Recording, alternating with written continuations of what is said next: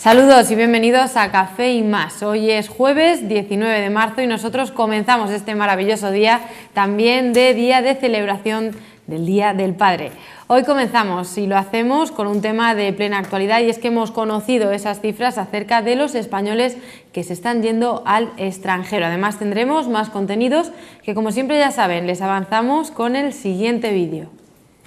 El goteo de españoles que se marchan al extranjero continúa. El número de residentes españoles en otros países creció en 124.995 personas durante 2014, elevando la cifra total a 2,18 millones, un 6,1% más que hace un año, según el Instituto Nacional de Estadística. El padrón de españoles residentes en el extranjero registró el año pasado 174.571 nuevas inscripciones. La variación absoluta es menor porque también se producen bajas. Entre las altas están las de los inmigrantes que vivían en nuestro país, ya con nacionalidad, y retornan a su país o prueban suerte en otro, y las de los españoles que deciden emigrar al extranjero. Los investigadores que buscan los restos de Miguel de Cervantes en la iglesia de las Trinitarias de Madrid desde hace más de un año han confirmado este martes que han encontrado parte de los restos del escritor de El Quijote, 399 años después de su muerte, en una rueda de prensa que se prolongó durante 1 hora y 45 minutos. Por último, les dejamos con la sección de nuestra compañera Nani Remesal. Hoy vamos de premios y se cuela en el magazine de Onda Cero Puertollano. Todo esto hoy aquí en Café y Más.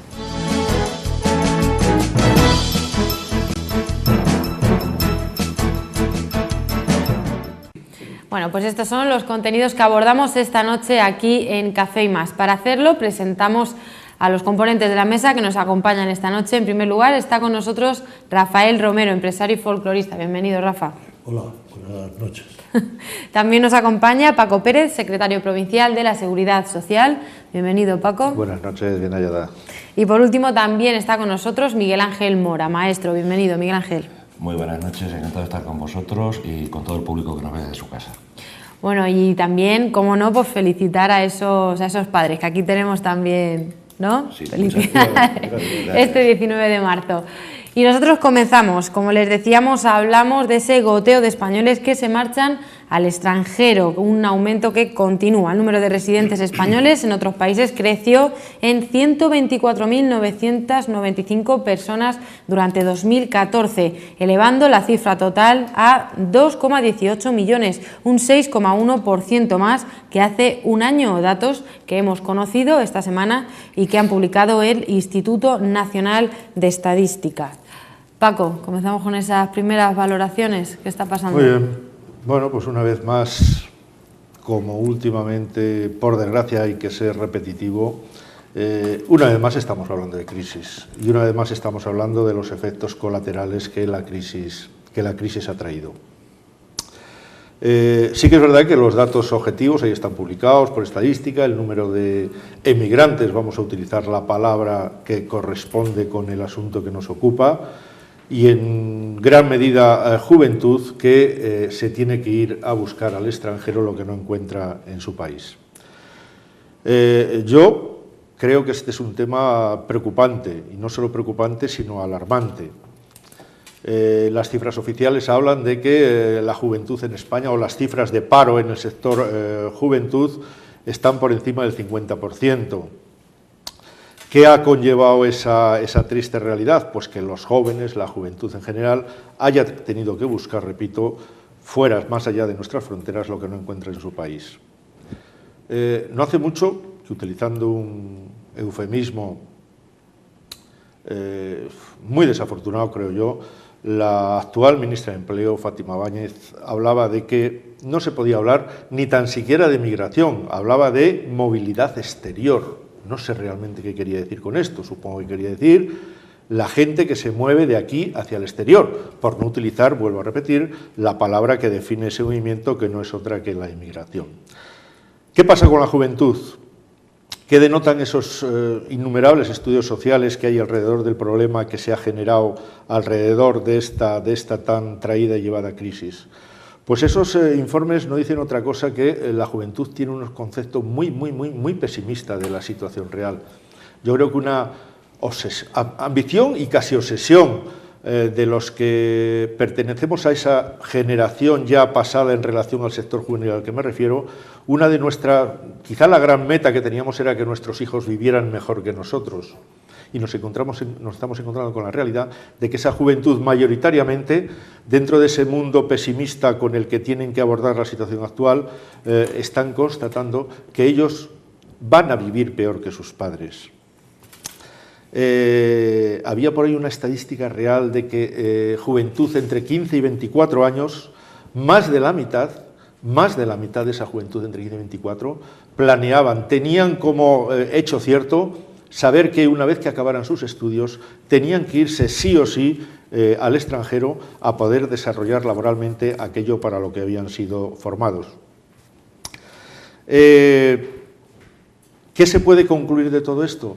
Pues que evidentemente algo estamos haciendo mal, porque la crisis, todos estaremos de acuerdo en que es mundial. La crisis afecta a toda Europa en particular, pero no pasa en todos los países europeos lo que pasa en España. Estas cifras a las que me he referido no se parecen en nada a las que hay en Alemania, a las que hay en Francia o a las que hay en Italia. No se parecen en nada. Nuestra juventud es la que más ha tenido que buscarse la vida y irse hacia afuera. ¿Cómo se remedia esto? Pues como tantas otras cosas, cambiando las políticas, haciendo unas políticas que tiendan a que esa juventud que, insisto, ha tenido que toparse de bruces con esa cruel realidad de ese paro, de esa falta de oportunidades, y que lo único que le estamos ofreciendo, como hablaba David, es nosotros te formamos y vete a buscarte la vida fuera de las fronteras, es algo que hay que cambiar irremediablemente. Más adelante, si hay tiempo, y espero que sí, abordaremos también una cuestión colateral con esta, como es el tema del derroche de la inversión que estamos haciendo en esos jóvenes, dejándolos irse a otros países. Al extranjero. Rafael. Yo estoy también de acuerdo y hasta lo he sufrido en mi familia, que se han ido algunos sobrinos míos fuera, pero también tengo que decir que otros han ido porque les ha apetecido salir, no por una necesidad. Yo no me pondría tan trágico, Paco. Si observamos las cifras y vemos, según ha salido en los periódicos, que son 675 y la mitad son emigrantes que retornan, no es que se van, que retornan, no tienen trabajo en España y retornan a sus países porque es normal, porque lo mismo ocurría cuando en España se iban a Alemania y llegaba un momento que uno de dos, o tenían ya un dinero ahorrado y volvían, retornaban. Eso no quiere decir que huían de Alemania, no, retornaban a su país. Y de esto, si ya quitamos la mitad, quedan otros 300 entre unos 500.000 habitantes que hay, pues la cifra no es tan escandalosa. De acuerdo que está, que mejor sería que no se fuese ninguno, pero antes también decíamos, oye, nuestros jóvenes que sean emprendedores, que vayan, que salgan, que aprendan idiomas, que otros van por necesidad, pero yo no lo pongo tan trágico como tú. Yo lo pongo como una pequeña necesidad que tienen los jóvenes en algunos casos para encontrar un trabajo, que sí es cierto que lo hay, pero otros muchos es que aspiran, pues no sé, son jóvenes, si no lo hacen a esa edad, ya no lo hacen nunca. Y en muchos casos retornan con unas enseñanzas más amplias y en otros no, en otros se quedan. Y el despilfarro, pues ocurre también a la inversa, pues también vienen aquí muchos extranjeros. O es que en Inglaterra, en el Reino Unido, dicen que se han ido del Reino Unido los cientos de miles que se han ido. No, se vienen a vivir a España. ¿Por qué? Pues porque el clima es mejor y son mayores, en ese caso son jubilados, de acuerdo, pero también vienen muchos estudiantes, porque si vemos las estadísticas, también hay muchos jóvenes que vienen aquí, no quiero contar los Erasmus, que sabemos que son una etapa corta, pero que no es tan trágico, por lo menos las cifras en nuestra provincia, a lo mejor en otras sí, pero en nuestra provincia 300 entre 500.000 y de esos 300 a lo mejor hay algunos, que no algunos, muchos, que van porque les apetece, todos en algún momento nos ha apetecido irnos al extranjero. Rafa, Miguel Ángel. Para mí es un auténtico drama. Los españoles que se están yendo ahora mismo, que están emigrando, no van con el espíritu romántico del estudiante británico que se pasaba 2 o 3 años paseando por Europa en el siglo XIX, van a buscarse las habichuelas. Es cierto que algunos salen, hacen un viaje de estudios, hacen un curso, un máster y regresan. Pero estamos hablando de emigración, no estamos hablando del estudiante, estamos hablando de emigración por cuestiones laborales, por cuestiones de manutención, por cuestiones de sustento. En cuanto a los 300 y pico de la provincia españoles que se han ido de la provincia, hablemos de que son españoles. Son ciudadanos que han pasado aquí 12, 15 años dándonos lo mejor de su vida, lo mejor de su esfuerzo, y que como ciudadanos españoles ahora ya no les ofertamos nada. Y dicen, bueno, pues ahora me regreso al lugar donde nací. Pero que estamos hablando de familias completas, de chavales que han nacido aquí, que se han educado aquí y que ahora tienen que retornar con sus padres a un mundo que para muchos de ellos es totalmente desconocido. Entonces, para mí eso es un auténtico drama, pero tremendo. Ahora, viendo esta estadística, empiezo a explicarme por qué nunca me cuadran las estadísticas del paro y de afiliación a la Seguridad Social. Cuando me dicen, ha descendido el paro en 1 millón de españoles, cifras de afiliación a la Seguridad Social, 600.000 nuevos afiliados. Digo, ¿y esos 400.000 dónde están? Claro, es que han desaparecido. Es que no son demandantes de empleo. No es que se hayan creado esos puestos de trabajo como nos quieren vender, sino que han desaparecido. Y de eso imagino que Paco sabe más que yo. Sí, no, por ahí los vestidos, efectivamente. Yo coincido en este caso con Miguel Ángel, y no es por llevarte la contraria, Rafa, ni mucho menos. Pero realmente yo la tragedia la veo precisamente en eso. O sea, no estoy yo refiriéndome mucho menos a ese joven que puede permitirse el lujo, que los hay también, no digo que no, que puede permitirse el lujo de irse al extranjero, pues a lo que se iban antes, los que podían. Aventura, conocimientos, idiomas, nuevos aprendizajes, porque no, nos estamos refiriendo a ese joven al que echamos literalmente de aquí, y lo echamos porque no le damos otra oportunidad, porque no tiene otra salida, porque no ve mundo aquí en España. ¿Qué es lo que ha pasado? Y yo no quería, porque el concepto en sí mismo no hay por qué llevarlo al mundo de la política, pero sí que he mencionado antes que esto creo yo que se paliaría con determinadas políticas o determinados aspectos de la política. ¿Qué ha pasado con el paro en nuestro país? Se desarmó, se lanzó,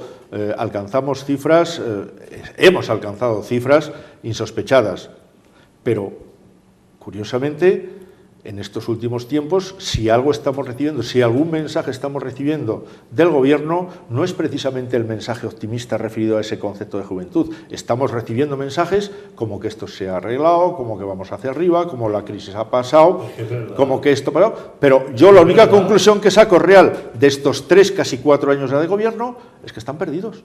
Es que están perdidos. Es que al día de hoy, después de 4 años, las cifras de paro no solo han bajado, sino que están por encima de lo que teníamos hace 4 años. Eso por un lado. Segundo, el empleo que se ha generado. ¿Qué clase de empleo le hemos dado? Hay que engañar. ¿Qué clase de empleo le hemos dado? Yo no estoy engañando. Creo que las cifras oficiales son esas. Al día de hoy tenemos más número de parados registrados que hace 4 años. Y ese es un dato estadístico. Pero hay una cosa quizá, a lo mejor todavía más grave. Ese empleo que se ha generado en estos años, ¿qué clase de empleo es? La reforma laboral se predicó como el gran salvamento, el gran adalid de la generación de empleo. Pero ¿cuál ha sido el empleo que hemos creado? Un empleo precario, un empleo temporal, un empleo a jornada parcial, un empleo en los que los salarios se han ido a pique. El que se hace en toda Europa. Discrepo, yo creo que no es lo mismo. Sí. Aquí se han unido dos factores. Por un lado, las cifras exorbitantes de paro, repito, y por otro lado, la degradación. Que están bajando. Hasta ahora no. Hasta ahora tenemos más que teníamos. Yo leo otros periódicos distintos y oigo otras televisiones y radios. Yo leo simplemente la estadística que publica el Servicio Público de Empleo Estatal. Quería decir que con esos dos conceptos que tenemos ahora en la sociedad, paro, mucho, absolutos, cifras absolutas, y por otro la degradación en el empleo asociado a esa temporalidad de empleo más una caída de salarios, estamos creando un concepto de lo que es el precariado. Eso no existía.